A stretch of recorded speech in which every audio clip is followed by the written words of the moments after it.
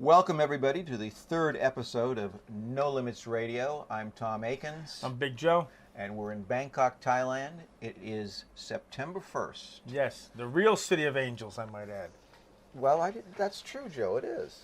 Probably the original City of Angels because it's much older than Los Angeles. Yes. Okay. We're not going to be talking about angels today. We're going to be talking about politics. Not many angels in politics, are there? No, there's not many at all. And we're going to talk about the Republican, mostly the Republican primary here, because we got some new numbers that we're looking at. We use RealClearPolitics.com. They have different polls that they use to average out, support for the candidates. Right. Right. Okay. So let's just take a quick look here at the national numbers. And what do we got Trump at, Joe? Well, down here, the national number, 25.7%. And Ben Carson at 11%. Right. Bush at 9.7%. Cruz at 7.3%. And you got Walker at 6.7%. Okay.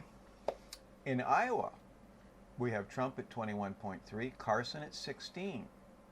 He's getting very close now to the statistical margin of error in a lot of these polls, right? Well, Carson has an evangelical background. So, and Iowa, as you know, has a lot of evangelicals. So that's where Carson, I believe, is getting his support.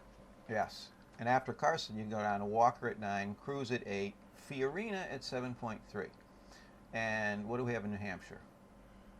Trump at 28.3. He's really doing good in New Hampshire. Kasich moving up to second. He's only at 12.7. Bush at 9%. Fiorina at 7%, and Scott Walker at 6.3%. What's interesting, Bush don't even show up in Iowa. Bush doesn't show up in Iowa at all. I think he's down to 5 or 6%, something like that. And to be in its interest of fairness, we should look at the Democrats real quick. I know we're talking Republicans, but All right. National, Clinton 47.8, Sanders 26.3, and Joe Biden at 14. Now, where does that come from? That comes from he's very well respected in the base. Whether you like Biden or not, he's been around Democratic politics obviously for a long time. He's well liked. But he hasn't declared. He hasn't declared. He's going back and forth, but whatever you read, what you want to believe. Some say, many believe that Obama gave his blessing. Some believe that Obama's going to stay out of it. But this is my personal view. So again, I don't want to put this out as fact. I believe Biden would have the support of the Obama machine if he jumped in. That's just my opinion. I said it as my opinion. And Biden's also showing up in Iowa at 12.3%. Clinton's way ahead at 48%. Sanders at 26.5%. And Biden's showing up in New Hampshire at 7.5%, with Clinton at 38.3% and Sanders leading at 41.7%. That's new, isn't it? Yes. Okay. Sanders is slowly chipping away. And you know what? There's other Democrats in the race. O'Malley, Webb, from the senator from Virginia, the moderate Democrat, who was Reagan's Secretary of the Navy. Right, Jim Webb, right. Jim Exactly. Webb. So, on these general election matchups are interesting too. yes. Clinton she beats Trump, she beats Bush, Trump by 8 points. Bush is within the margin of error. Bush she only beats by 4 points. Rubio's in the margin of error. That's only 2.3. Yeah. She's ahead of Yeah. Rubio. Carson by 10. She beats Carson. She beats Cruz. I'm surprised Cruz does that well, actually, even though it's 8. I'm surprised he does that well. She's at 48.3. He's at 40.7. And Clinton's at 47.5. Walker's at 42.8. And so she's beating them all, but not by a lot for the most part. no. And here's the interesting thing. Clinton 50, Fiorina 38.8. Right. That's the biggest margin. Right, and the deal is, Fiorina, she has some baggage with, controversy at Hewlett Packard. Yeah. She's a very good debater, though. I have to admit, she makes the Republican debates better. That's why I hope she gets on the national one. I mean, I want her polls to go up a little bit. I want to see her with the heavyweights on stage. Well, she's got 2 weeks because the next one's, I believe 15 days, September 16th. September 16th. And CNN is doing that debate. All right. Well, it'll be interesting to see if she can. She's got to beat Is it Chris Christie? Yeah, it's between her and Chris Christie. They're Yes. like a they're going back and forth. And 0.3% difference or something. yeah, they're vying for the last spot. the 10th spot. They're gonna have 10 again. Yes, supposed to CNN's have 10 again. All right. The thing with Clinton, yeah, she's winning, but a couple of months ago, she was killing everyone, and these guys are gaining now. Even I was surprised that Ted Cruz been doing that well, even though that surprised me. But again, Clinton, whether you agree with the email scandal or not, whether you think it's real or not, she's getting beat up by it. It's starting to affect her. Especially Sanders, he's taking advantage the most and starting to gain. I'm not sure if the scandal itself is ever going to amount to anything other than being a distraction, but what it seems to be doing is sapping her energy. Yes. You know? Yes, she doesn't come off very well at press conferences. She doesn't come off as likable, and people are starting to catch on to that, and because her likability is down. Her likability is down, but how many press conferences has she had? That's the Hardly other question, any. right? And again, we are on the Drudge Report last week. O'Malley said the fix is in. We talked about it in our last show. The Democrats don't even have their first debate until around October, somewhere in October. They're saying that Have they released the schedule yet, or how many they're going to do? no, allegedly that I haven't seen one. Allegedly that this is alleged, of course. You can't we don't know what goes on behind the scene. This is speculations. We're like speculators here, but Debbie Wasserman Schultz, we all know she's close to Hillary Clinton. Mm-hmm.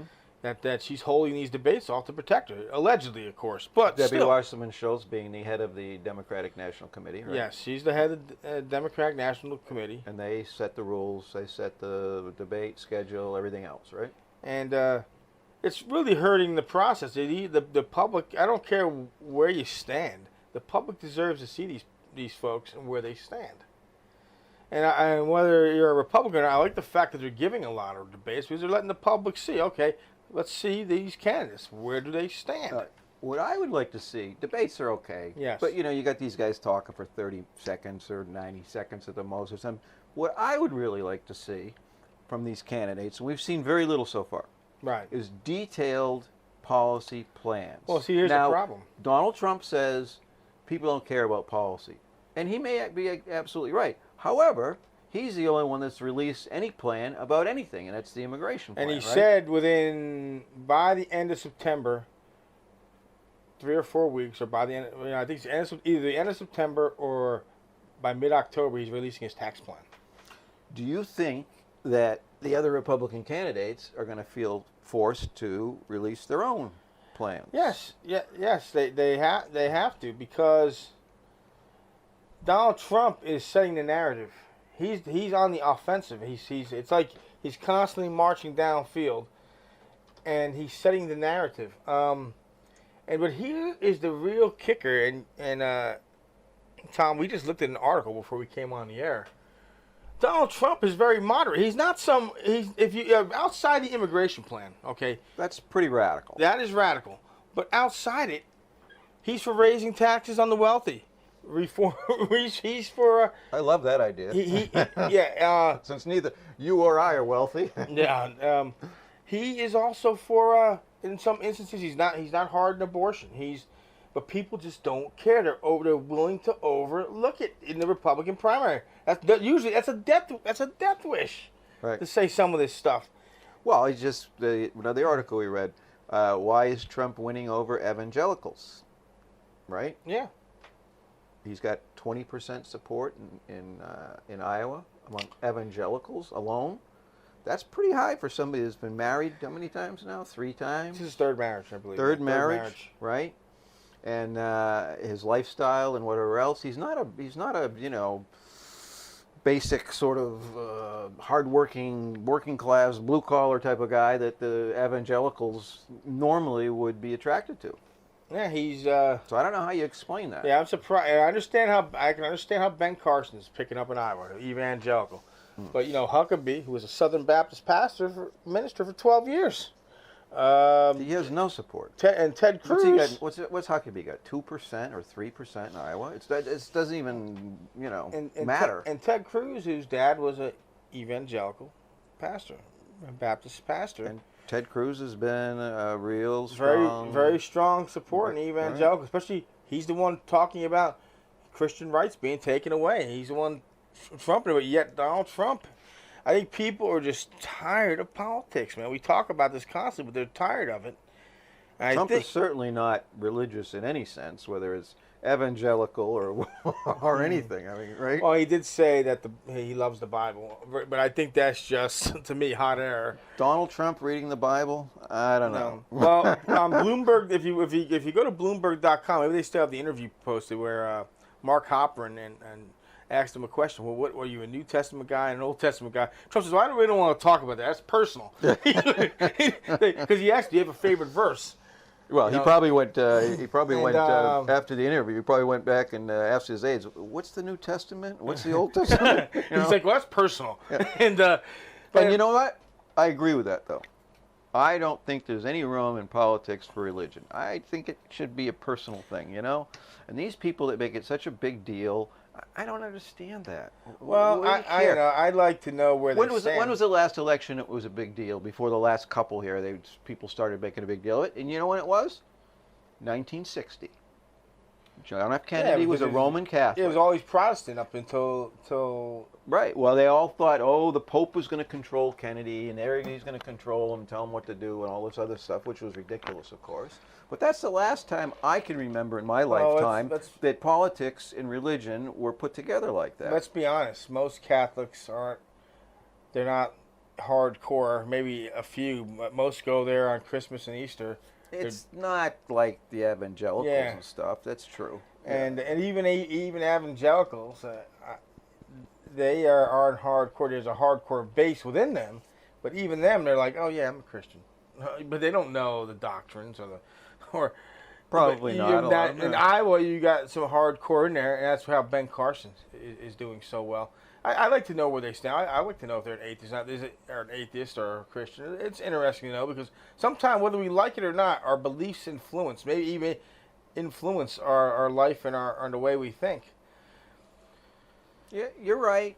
But for the president, here's the other thing that I personally find puzzling, is that so many people put so much emphasis on the presidency. The president has a certain amount of power, but that's it.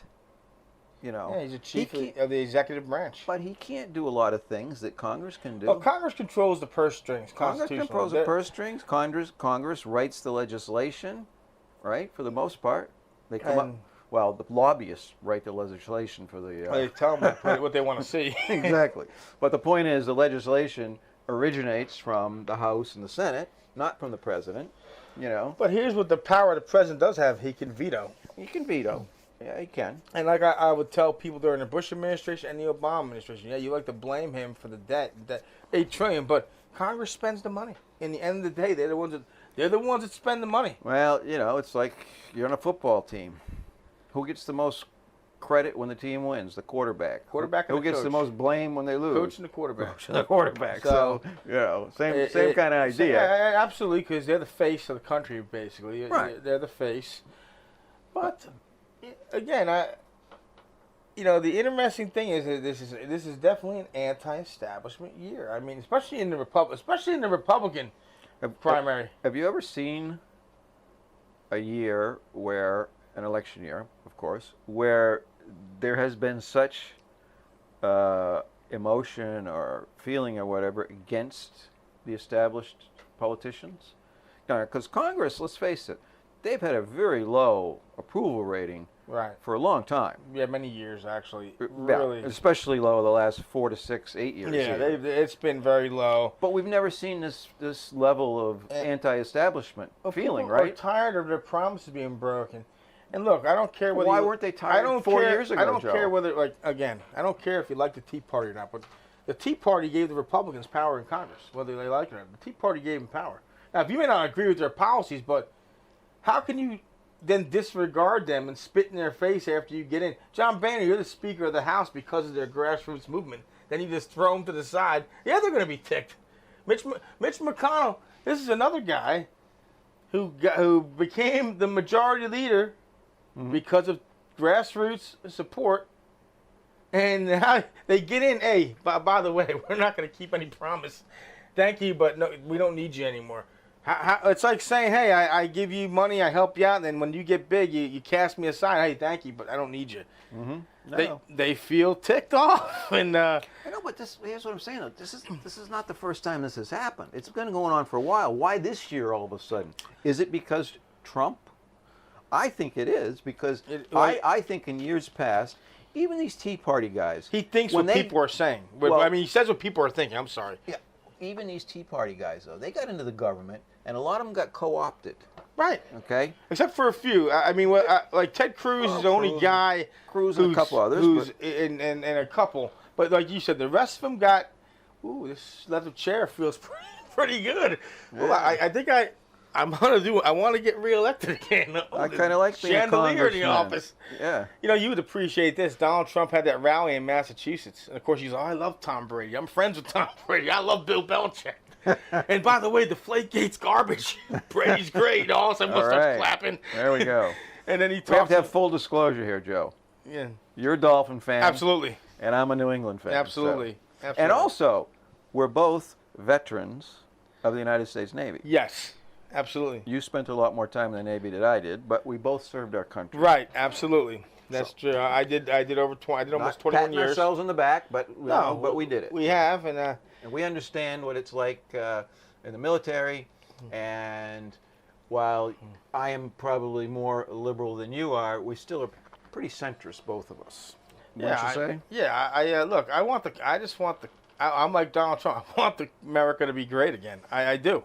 And here's another thing, though. That's an interesting thing. His slogan. Yeah. He's implying that America is not great right now. Yeah. Does he get any backlash for that? No. No. People are saying, yeah, America's not great. You got to watch this video. When was the last time that people felt that way? I mean, come on. Well, people, like, let me give you an example. People can say the immigration is extreme or not. But there's a good portion of the country that secretly agrees with them. Even Democrats, man, this is our government it can't afford this. Well, and maybe he didn't say it nicely, but people are thinking it. Again, political correctness. He said, I'm tired of political correctness.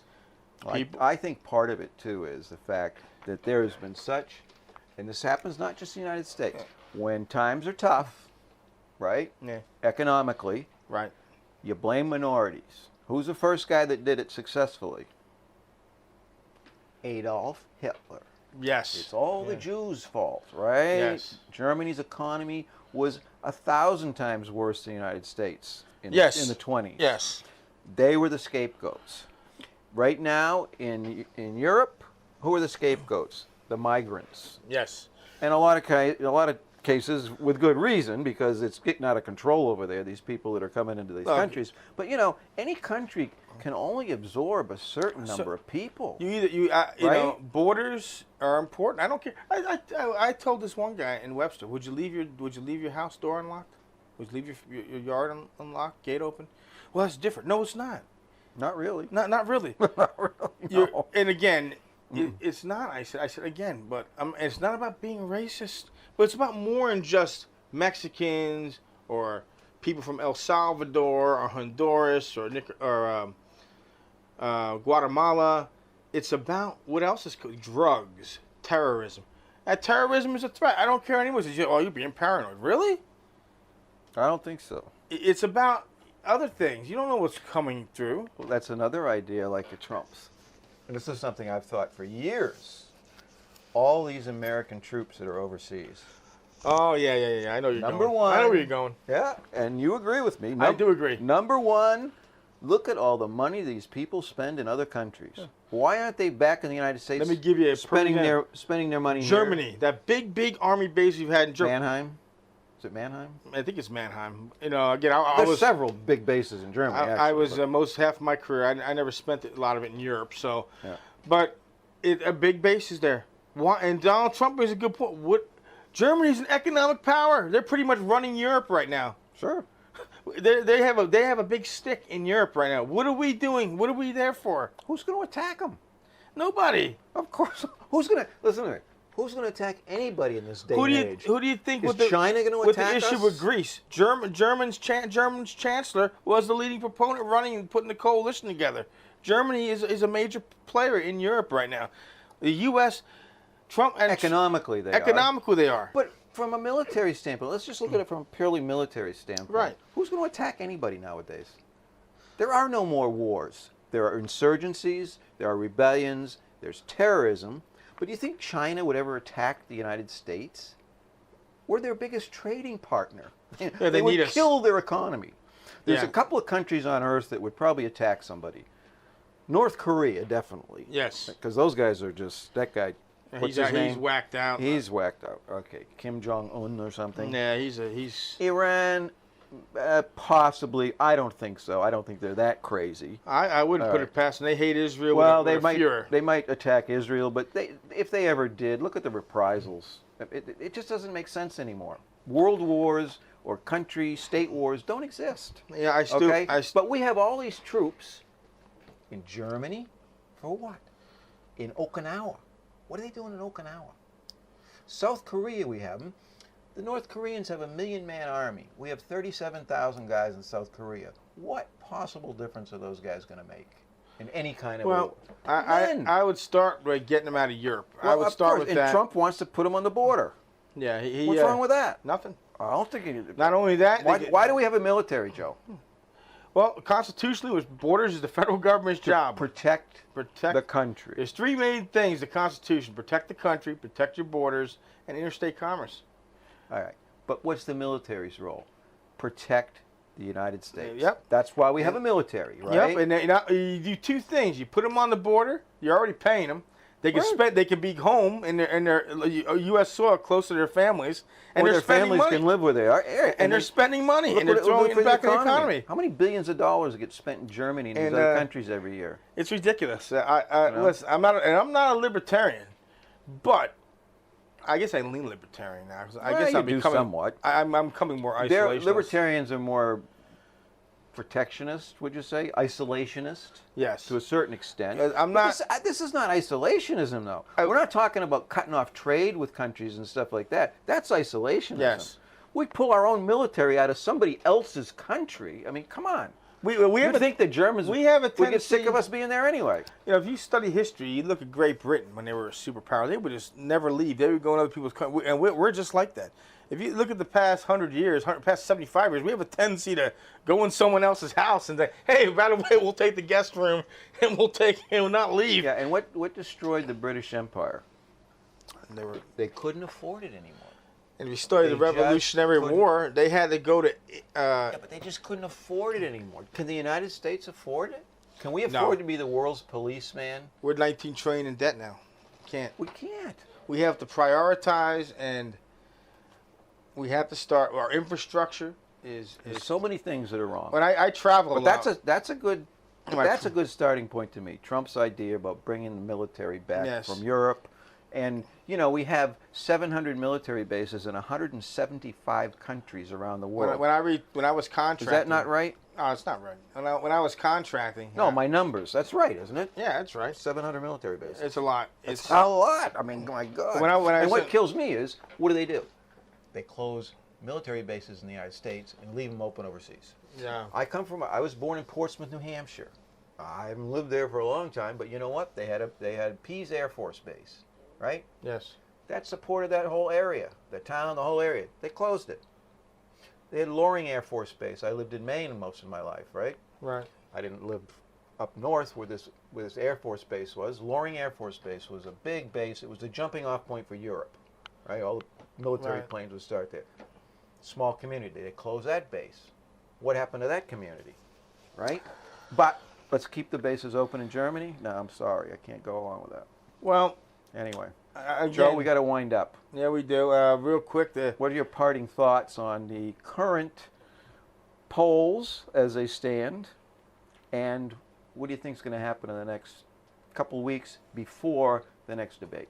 Well, I think Iowa's going to be tough. I think Ben Carson's going to continue to rise because he's a likable candidate. I think he's very good in the debates. He is soft-spoken, but he's just very calm. He's very folksy. He has a lot of common sense when he speaks. He's a smart guy. I still think I still think Trump's going to keep rolling though. There's a video on YouTube, the top 20 insults from Donald Trump. He just keeps going. Well, you remember that one I sent you? Yeah. 10 hours of Trump insults on YouTube.